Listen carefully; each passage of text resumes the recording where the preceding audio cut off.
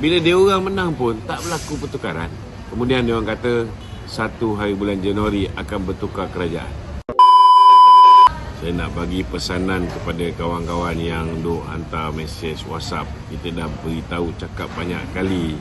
Jangan dilayan Raja Petra punya gila. Jangan dilayan kegilaan Papa Gomo, Cikgu Bat, Tun Faisal, Ratu Badak. Saya nak beritahu, sekali-sekala kalau kita diperbodohkan ni, okey, kadang-kadang orang pandai pun kena bodoh juga, kadang-kadang orang pandai pun kena tipu juga. Tapi kalau kita ditipu, diperbodohkan berulang kali, maknanya bukan Raja Petra yang tak betul, bukannya Papa Gomo yang tak betul, korang yang tak betul. Kita ni kalau nak kena bodoh pun, nak percaya benda-benda tahyul pun, kita kena ada limit tau. Sampai bila kita nak berulang kali diperbodohkan oleh puak-puak yang kerja dia orang ni ialah mengambil kesempatan sekiranya ada krisis, sekiranya ada perbalahan antara PN dengan BN, antara PN dengan PH. Selagi ada usaha menggoyangkan kerajaan, selagi itu mereka ni akan dibayar. Tetapi biarlah ada limit, time frame. Kita dah diperbodohkan sekali mengatakan kalau menang pilihan raya 6 buah negeri, mereka akan tukar kerajaan. Kalau menang di pilihan raya kecil, sama ada di Bulai, di Simpan Jeram, di Pelangai, akan berlaku pertukaran. Tapi kita menang di pilihan raya kecil tu. Bila dia orang menang pun tak berlaku pertukaran. Kemudian dia orang kata 1 hari bulan Januari akan bertukar kerajaan. Pun tak berlaku. Kemudian dia orang kata 18 hari bulan ni pula nak tukar kerajaan. Sedangkan parlimen pun tak ada pada 18 hari bulan, 26 baru ada. Baru Raja Petra tunjukkan A4 paper yang mana dia boleh type nama sesiapa yang dia suka, tuan-tuan. Letakkan kononnya ada 120 orang yang nak mengangkat Perdana Menteri baru. Semua orang dah gelabah tak tentu pasal, telefon sana, telefon sini, WhatsApp sana, WhatsApp sini, viral sana, viral sini. Percaya bahawa baginda tuanku dah setuju nak Hisham Tun Hussein jadi Perdana Menteri. Ada pula yang kata tuanku dah setuju nak Tok Mat Hassan pula jadi Perdana Menteri. Saya dah tanya dengan Tok Mat, dia tak terlibat dengan benda ni. Kalau berlaku pun saudara, pertama sekali pakailah otak. Tuanku hari ni tinggal tak sampai 25 hari lagi untuk baginda berangkat kembali negeri Pahang sebagai Sultan. Dia akan turun tahta sebagai Yang di-Pertuan Agong. Tuanku sangat teliti. Setiap keputusan-keputusan besar, baginda akan bertanya dengan Majlis Raja-Raja. Hari ini saya nak beritahu dengan tuan-tuan, Majlis Raja-Raja lebih daripada separuh telah memberikan sokongan kepada Kebawah Duli Yang Maha Mulia Tuanku Sultan Ibrahim, Ibni Almarhum Sultan Iskandar, Sultan Johor. Kita pun tahu pendirian Sultan Johor, dia mahu supaya diberikan peluang untuk Datuk Seri Anwar terus memerintah. Jangan kacau, jangan ganggu gugat. Takkan tak faham bahasa lagi, tuan-tuan? Saya nak beritahu saudara, hari ini dengan cerita Daim tabur duit dan sebagainya, betul tak betul belakang cerita. Tetapi kalau tiba-tiba baginda tuanku Yang di-Pertuan Agong, yang dah kata dah baginda zaman dia ada 4 orang Perdana Menteri dan baginda mengharapkan Datuk Seri Anwar ni yang terakhir. Takkan tiba-tiba dah tinggal 25 hari ni baginda nak terima menghadap puak-puak gila ni, tuan-tuan. Dah lah dia orang ada 69 je. 69 orang ni pun saya nak beritahu, kalau campur 15 ke 11 daripada UMNO ke, tetap tak boleh bentuk kerajaan. Dan kita tahu pendirian GPS dan GRS, mereka konsisten bersama dengan Datuk Seri Anwar Ibrahim.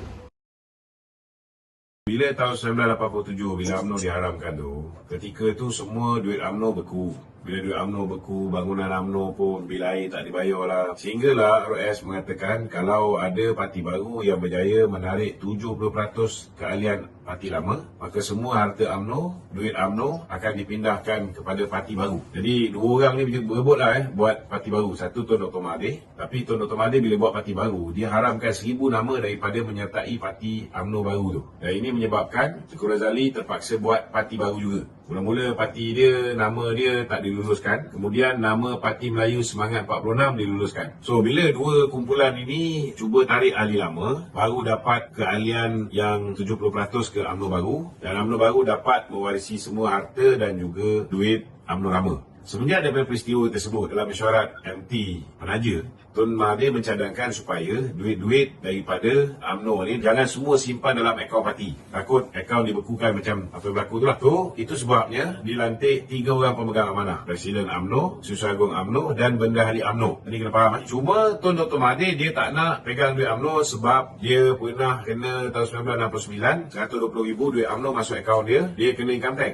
Duit tu sebenarnya duit untuk pilihan raya. Jadi kebanyakan duit tu dipegang oleh Tun Daim. Tun Daim pula dia banyak pegang pemegang amanah. Antara pemegang amanah dia Halim Saad, Tajuddin Ramli, ada seorang bekas menteri. Adalah beberapa orang yang saya tahu dan saya pernah tengok dokumen-dokumen surat. Satu orang akan pegang 50 juta lebih kurang. So itu dipanggil proksi lah. Zaman Pak Lah, proksi ni ada yang lari sebab tahun 2008 bendera UMNO, bendera BN semua lambat naik sebab pemegang amanah ni melarikan diri dengan duit-duit sekali. So bila serah duit kepada Pak Lah daripada zaman Mahathir ke Pak Lah, Mahathir menyerahkan hanya 1.2 bilion. Memang ada banyak yang tak diserahkan, terutamanya mereka yang menjadi proksi ni. Tak kira lah, ada yang kata beli saham lah, apa benda lah semua sekali kan. Memang betul. Memang ada yang berlaku begitu. Itu sebabnya memang kita haraplah supaya benda ni disiasat kerana bukan setakat ianya mungkin duit yang telah pun diseleweng yang merupakan pemilik asalnya ialah UMNO, tetapi mungkin juga duit yang membolehkan Tun Daim membeli bank di Afrika dan sebagainya, di Bangladesh. Ini juga ada kebarangkalian bahawa duit-duit ini merupakan duit yang sebab kata orang tu hasil daripada penyelewengan yang berlaku ketika beliau menjadi Menteri Kewangan. Jadi rakyat perlu tahu macam mana seorang bekas Menteri Kewangan ada duit berbilion ringgit untuk buat bank dan sebagainya. So tak salah untuk SPRM menyiasatnya. Perdana Menteri kita Datuk Seri Anwar Ibrahim, perjuangannya lebih terserlah ketika menjadi pemimpin pelajar. Beliau amat lantang ketika di Rusi Melaya. Beliau memimpin PBMUM, Persatuan Bahasa Melayu Rusi Melaya.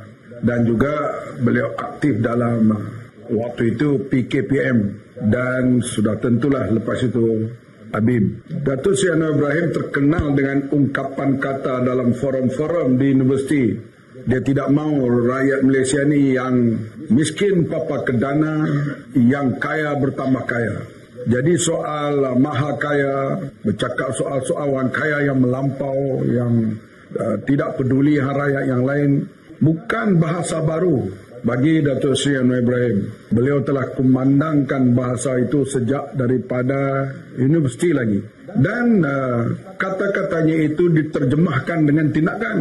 Bila berlaku demonstrasi baling dan sek terutama pada waktu itu, harga getah yang begitu rendah menyebabkan berlaku kemiskinan yang amat sangat di daerah Pandalaman Kedah. Penduduk di situ mengadakan tunjuk perasaan, termasuklah menaikkan tiang bendera digantikan dengan pisang putih lah. Dinaikkan bendera di situ tanda mereka berada dalam keadaan yang amat susah. Di Kuala Lumpur, Datuk Seri Anwar Ibrahim menjadi pemimpin pelajar dan pemimpin beliau waktu itu menggerakkan kami lah para pelajar waktu itu turun ke jalan raya, berdemonstrasi, bersimpati dengan apa yang berlaku kepada penduduk di Baling dan Sek. Demonstrasi besar-besaran dan untuk meredakan keadaan itu, Datuk Seri Anwar Ibrahim dan pimpinan pelajar ditangkap di bawah ISA. Dan disitulah artinya Perdana Menteri yang ke-10 sekarang ini ditahan di bawah ISA kerana membela rakyat termiskin. Ini rekod yang perlu diketahui oleh anak-anak muda di hadapan saya ini. Dia bukan berdemonstrasi dengan isu-isu yang lain, tapi isu kemiskinan rakyat. Sebab itu ucapan beliau sampailah jadi Perdana Menteri tak pernah lekang daripada bibirnya soal membela orang yang termiskin, termasuklah para petani, nelayan, penduduk getah. Ucapannya semasa menjadi kerajaan dan semasa menjadi pembangkang. Beliau pernah menjadi anggota kerajaan daripada tahun 82 sehinggalah ke tahun 98 dan kembali menjadi pembangkang sehingga pada tahun 2018 kemudian bersama dengan berada dalam pemerintah walaupun tidak menjadi menteri sehingga tahun 2022 dan 2022 ditabal menjadi Perdana Menteri. Lengok gaya bahasanya, hadaf yang ditujunya tidak berubah. iaitu sentiasa bercakap soal rakyat miskin, orang kaya yang membolot harta, yang kaya bertambah kaya, dan sekarang ni popular lagi perkataannya golongan maha kaya. Yang beliau menyebut golongan maha kaya ini perlu ingat, mereka menjadi kaya dan maha kaya itu kerana berada dalam negara Malaysia yang aman dan tentram. Di antaranya mereka menjadi kaya maha kaya itu hasil mahsul daripada